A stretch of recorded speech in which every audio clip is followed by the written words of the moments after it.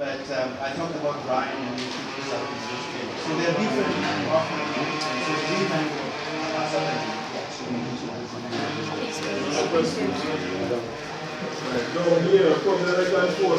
Can you give us your name, please? Mr. Pai, go ahead, sir. The problem I might foresee is that you see down here has a lot of different varieties of mango and you want consistency in your product. Is there any way like you maybe overcome that in the countries where they have the mango processing?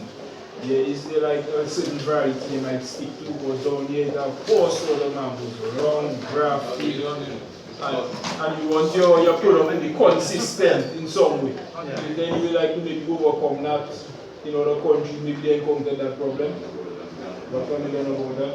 Yeah, definitely they're different. He's asking about different varieties that you have here. So we want consistency in the product. Yeah. Dr. Nando, can I just jump in? Yeah. So my first class here at the grammar school in 1979 after Hurricane David was agricultural science. I taught Errol Emmanuel here, who was here a while ago.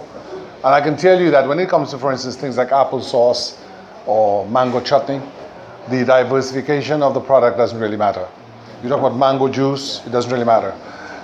For instance, the varieties of peaches, when Del Monte cans the peaches and they're in the container, it really doesn't matter because it's in a syrup.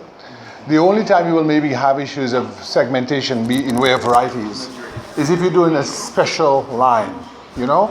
But where we are in Dominica now is really the ground floor level. And if you go downtown now and you go at any restaurant and you ask for a glass of mango juice, hello? Okay. So at that point in time, which is where we are now, if we were to get a pulper and we were to pulp, morning Theo, I didn't see you. Let's give a round of applause for Theodora Williams, please, of Dexia, who's right here.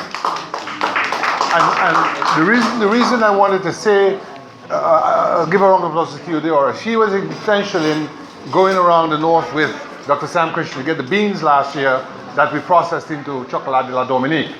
And when she did the bean selection, I don't think she would have done it in the way that we know some high-end chocolatiers are doing. They're doing tree specific and what you call flavor specific. We just got beans, right?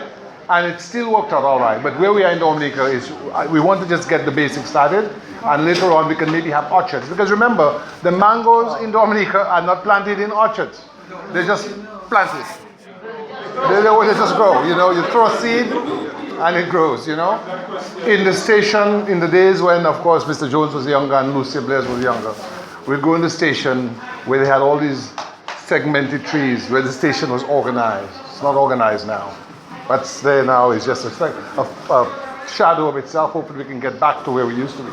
So at this point, I think we just want to get started, and later on we can do the more nuanced definitions. Yeah, and that is exactly what I wanted to say. If you look at the products that you have in the market, precisely what Gabriela said. You are not going to say, oh, which variety is that?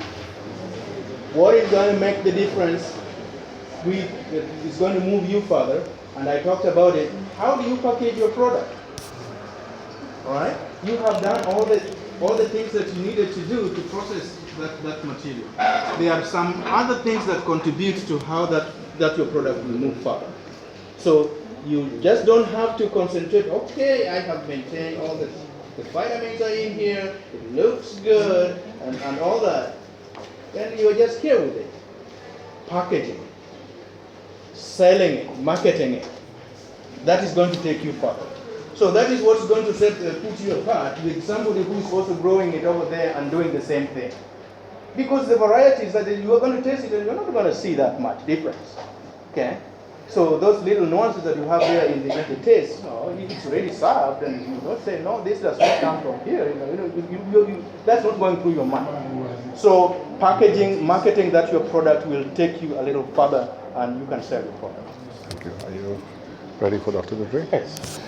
Let's give Dr.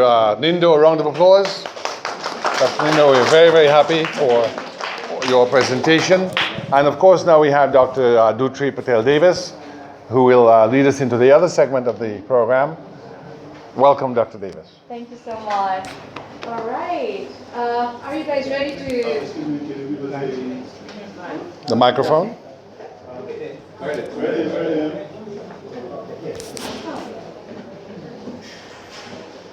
And let me know if you can't hear me or if it's hard to understand. Please raise your hand. Be very open. If you have any questions, you can always raise your hand and You we can can just hold discuss that for us. about your question. All right? Okay. Did you hear that? Yeah, okay, good. I'm actually usually very soft-spoken, so I always have to make sure I say this out loud. All right.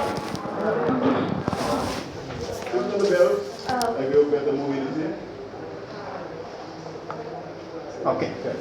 Perfect. Can you hear me better? All right. So first thing we're going to do is, firstly I'm going to give you a little introduction of where I come from and what I do. My name is Patel and Dr. You can call me D, just to make it easier. I always say that to every single audience I meet because it's a very new name and it's hard to remember. So just call me D. How about that? Okay, great. Now, the second thing is where I come from. I come from University of Maryland Extension. It is part of University of Maryland Eastern Shore. And what extension means is bringing research-based knowledge from the laboratory and from the research field to the general population. All right, so I'm the connector between the research and science to you. So that's what my job is. So I actually teach, I go out in the communities and I educate people on some of the food safety principles, some of the food preservation principles, and I'm going to talk the significance of why that is so important in our daily lives. Okay? My youngest participant is 3-year-old and my oldest participants of the program is 103 years old. So it's wonderful. When I met the gentleman in the senior center, I'm like, oh, I have 100 years in between. That is wonderful. And each participant is so different from each other, right? And I enjoy the teaching every single participant that I get to meet. So I'm really thrilled to be here. Thank you for having me here. Now, before I start this, I want to ask a question. What brought you here? And maybe a few of us can pinch in and talk about this. Why you're here? What brought you here? Just one. Yes. Preserving food. There are so many foods in abundance, so we have to find ways to evaluate and to give better data. Right, very good. And that was one of the prime reasons why Mr. Gabriel and University of West Indies reached out to us. Any other thing? Any different thing? Yes. Well, this will be the food bowls, and I'm interested in knowing more about the foods and the process. Wonderful. Okay. All right, thank you. Who else? One more. Yes. I'm becoming a specialist. I'm becoming secondary. When I teach, like I visit classroom and I see how much product can I get from the classroom.